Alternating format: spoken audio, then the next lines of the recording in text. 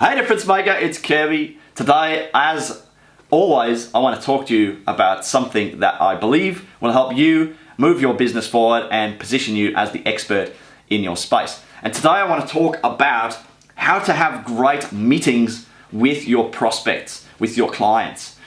And this is really important because there are a lot of people out there right now talking about, hey, go and dial in your Facebook ads and we'll get you some leads and it'll be awesome and all this stuff, and you build your email list.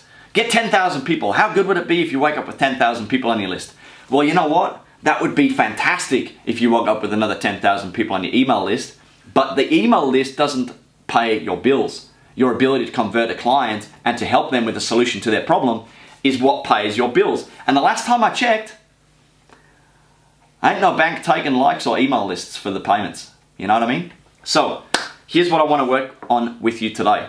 If you've got the leads, if you now have the conversation with the prospect, how do we make sure that that appointment or that meeting is fantastic? And I'm going to keep it really simple. I'm not going to run through the big sales script and all this sort of stuff. I just want to give you some really simple reminders for the start of your meeting and the end of your meeting. Before I go there, let me really tell you what I think from working with tens of thousands of individuals on this stuff now and talking again and again and again and hearing it in lots of different businesses.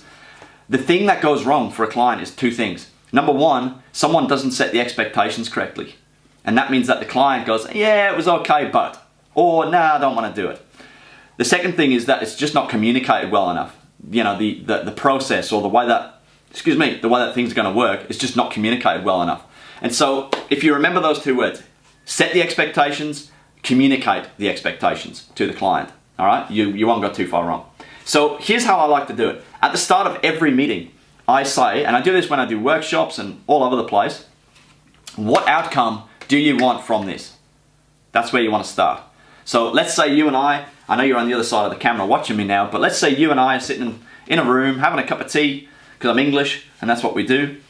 We drink tea, not coffee. So I'm having my cup of tea, you can have your matcha latte or whatever it is that you have, and we're sitting there and I'd say, hey, look, Difference Maker, at the end of this 1 hour together, what is it that you want to achieve?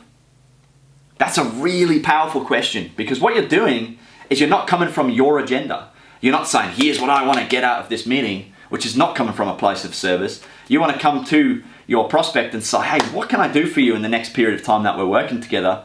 Whether this is on a call or a face-to-face meeting or in a workshop, if you're doing a workshop, and you want to say, hey, what do you need?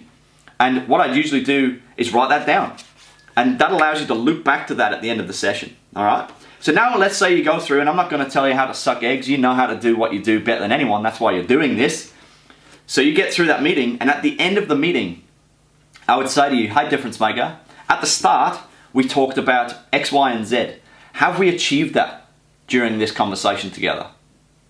And at that stage, your prospect or your client can say to you, you know what, yes, you did, you nailed it, thank you so much, I've got all the clarity that I need. Or they'll say, actually, you know what, I'm still a bit unsure about A, B, and C. Now, let me ask you this. Is that a powerful way to finish up? To know that you've made the difference, or to know that there's still an open loop in the client's mind? That's really powerful, because if you know they're still needing to cover off on A, B, and C, you can do that on the spot, or maybe with a follow-up, and add further value, and add more service to that client. And that might be the difference between you having a business which does really, really well and gets lots of business and referrals, or a business where you do all the hard work to pull in all the prospects, you do all your lead magnets, you do your webinars, you do your advertising, you get the leads and you build the email list like all the people are telling you to do, but then you're not converting. That's a massive missed opportunity. In fact, I would say that right now in the market, 70% of the opportunity is left on the table because of this mentality of just go, go, go, and not really stopping to ask the client, hey, did we deliver on the thing that you wanted me to deliver today?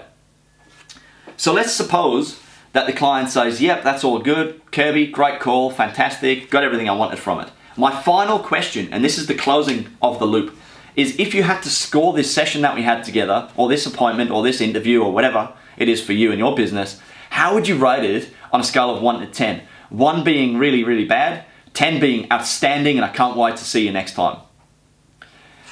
If they say 10, that's fantastic, but it's pretty rare. Most people will probably give you a 9 because just by default, humans, we like to always think there's a little bit more to give. So let's say someone gives you a 9, an 8, a 7, or a 1. What do we do with that? Well, there's still more to do. At that stage, I want you to ask your client or your prospect, hey, what would need to happen? What would need to happen for me to make that into a 10? And that feedback that you're going to get in that moment is where all the gold is for your growth. Because they might say, hey, I just want to go a bit further on this thing. You could have explained that a bit better. Or, you know what, I just think we just rushed through it a bit too much. You tried to cram a bit too much in. I'm a bit overwhelmed, whatever it might be for the client. And that gives you the growth. That's the bit where you learn from the client and say, you know what, that's good advice. Thank you so much for sharing that with me. I'll make sure to cover off on that, or I'll follow up with you on that. All right? So I hope that's been helpful.